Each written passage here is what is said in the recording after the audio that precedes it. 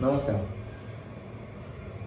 गेल्या काही महिन्यांपासून आपल्या कुटुंबामध्ये किंवा आपण जिथे राहतो, जिथे काम करतो, अशा वेगवेगळ्या क्षेत्रामधून हार्ट अटॅक हा शब्द आपण नक्कीच ऐकला असेल.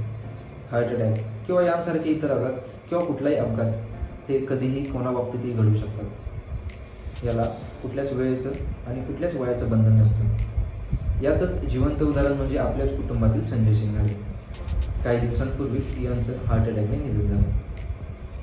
सुदैवानं यांच्या परिवारातील यांच्यावर कोणीही अवलंबून नव्हतं. त्यामुळे यांच्या परिवाराला कुठल्याही आर्थिक अडचणीचा सामना करावा लागला नाही. आपल्याच परिवारामध्ये बरेच जणांची फॅमिली ही आपल्यावरती डिपेंड आहे.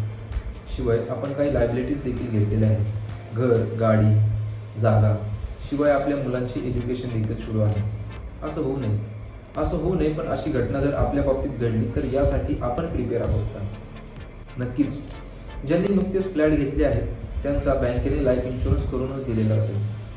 पण हा लाईफ इन्शुरन्स नक्की कसा काम करतो हे आपल्याला माहिती आहे.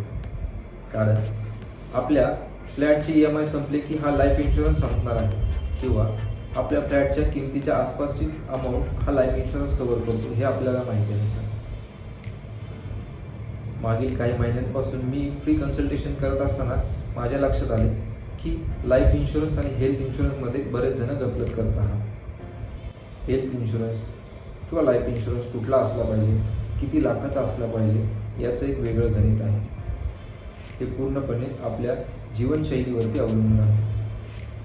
चला तर मग आजच कॉल किंवा मेसेज करा आणि आपला इन्शुरन्स आपल्या योग्य आहे का ते नक्की तपासा. आणि हो, नवीन वर्षात नवीन संकल्प करूया आणि आपलं परिवार टाटा AIA लाईफ इन्शुरन्ससोबत सिक्युअर करूया. धन्यवाद.